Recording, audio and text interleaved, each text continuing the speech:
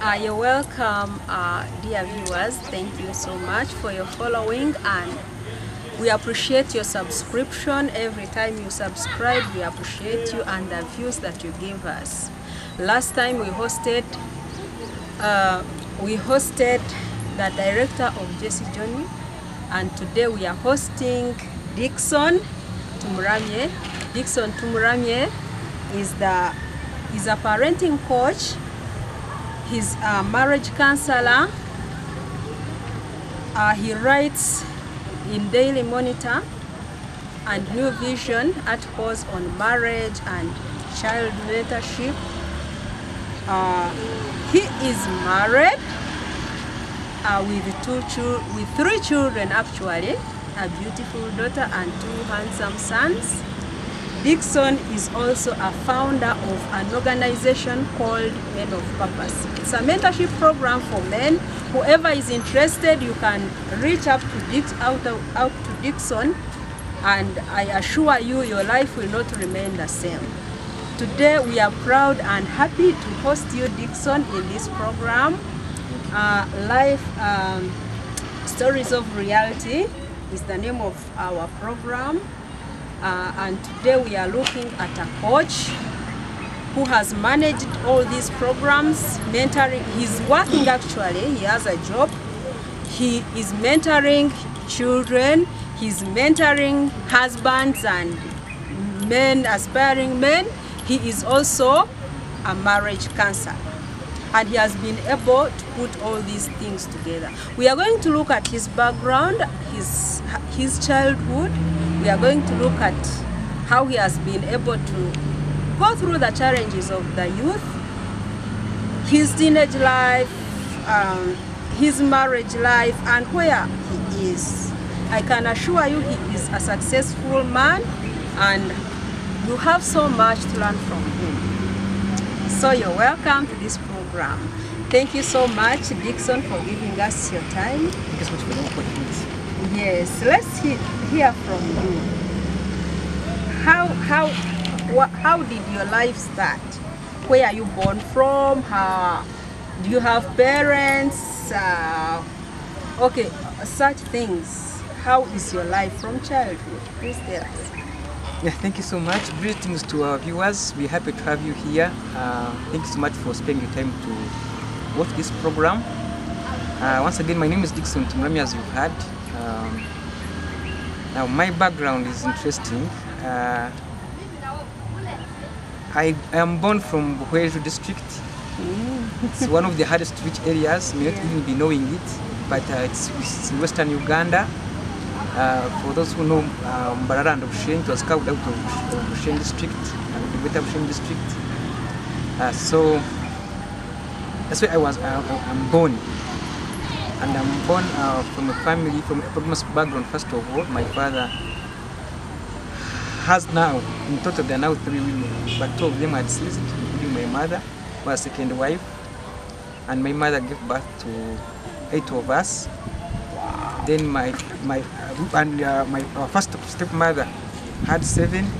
Now our current mom, our stepmother now, the one who is now alive, got married to my dad after the death of the other 2, has 4. So we are a very big family. I'm the 5th born out of the 8. We have 3 girls and we have 5 boys in the family. And I grew up in that kind of polygamous marriage, polygamous background, you know, where things are not so much good. And also, it's a humble background, because my father was, my parents, both of them were peasants. Up to now, my dad is still a real peasant. But by God's grace, I am here, as you see me. God has taken me from one place to another, from one level to another, from grace to glory. Grace. So, to grace. So I thank him so much that he has really seen me through. Yeah. Maybe part of my background also, maybe if I can talk a little more concerning my education. I started my primary education in a school called Katumwe Primary School for my P1C. which can be the class. Okay. Then I also studied from Chakwanda Primary School, which is in Uweju. Katika is in Ushenyi, Chabjimbi, sub-county. Then Chakwanda is in Nyashituko, currently now Nyakashaka Town Council, Nyashituko Ward, in Uweju. And then from there, I went to another primary school, which was a church school called Ranger Church School. But now it's no longer in existence. I did P2 from there, P2 up to P4. Then P5 up to P7, I went to primary school still in Shane. Now it's municipality. You are one of those that studied in schools that are no longer existing. Yeah, some of them are no longer existing. Then from there, I went to Nyashituko Secondary School in Uweju for my O level. And then I went to Valley College in Ushenyi for my A level. It's now a university, I understand. Yeah, it has both university and secondary school. Even the secondary school still there, it's not so much I have seen vibrant. it in the papers. Then At I also, least that one exists. that one still exists. And even the O level school is also still existing. Okay. And the primary school where I finished my primary school was still existing. Then from there I came to Makerere University for my undergraduate degree, and I did my master's from the Christian University, where I'm currently working as assistant registrar in the Directorate of Postgraduate Studies. That's good.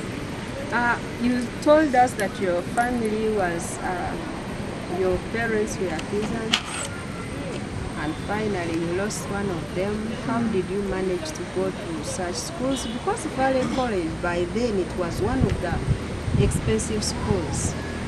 How did you manage to reach up to the such schools and to come to the university? It's very interesting.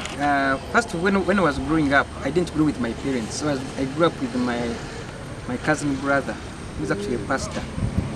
And I remember when I was in primary P5, primary P6, I loved education so much. And because I was staying with a pastor, sometimes I was going to be at home. And he was also a peasant. So when I would go to school, they would chase me. So what I would do, I would go home, write a letter in his names, take it back to school and say, dear head teacher, I'm the parent of Dickson. And I say, I promise you I will bring money on this day. I wrote on his birth because he was sometimes not at home. He was staying far away from home because of where he was passing from. So that I was so creative, I can say in that way. And somehow, you'd study. I remember one day I would never forget, I was in P7. So the headmistress just us before break time. And I went home. And then, because the school was a bit near our home. So at break time, when they rang the bell, I heard it. So I came back, went to break, and then joined class after break with others. So I thought she would not know that I had come. Unfortunately, she came looking for someone and she found him. She said, Dickson, come. Did I chase you? I said, yes. Did you bring the money? I said, no. Disaster. Did you bring the paint? I said, no. And this time I had not written because I knew she would not come back. Yeah. I was just looking at her. She slapped me like this twice on my cheeks. I thought my word Head was... teachers, you have had this. Yes. Instead of counseling, give me an Punishing a child for school fees when they don't pay for themselves. Yes. I have never forgotten that. That was so bad. Yeah. So, Bad. I hope you forgave that head teacher. yeah, of course I forgave her because Yes. she was doing her role. Yeah. But somehow, my dad also loved education because from O level up to time I finished my bachelor's, one was taking good care of me, paying my school fees. Somehow, actually, when I was in O level and A level, in O level, my dad had we put a forest, but trees. Okay. Yeah, so which I can secure a forest. We used to cut firewood and send to the school. So I was studying on school fees from firewood, which would cut from our trees, or sometimes we buy from neighbors cheaply and then we sell the school. If I've not supplied firewood for this term, we will negotiate with the head teacher, and then we do it another term, or maybe during the whole day, or any time So somehow that one helped me. But also another thing is that my brother was a secondary school teacher. Somehow he had also the money to become a secondary school teacher. So would sometimes when we were in the same school where I was doing my O-level, so he would somehow beg for me. Sometimes we would go for boys PTA. But life was not so much easy. But mostly, and also had tea because in Page we have tea farmers. Yeah. So we also selling tea, and then we get some little money on top of the firewood, and sometimes my brother would come in. O-level street was the same thing.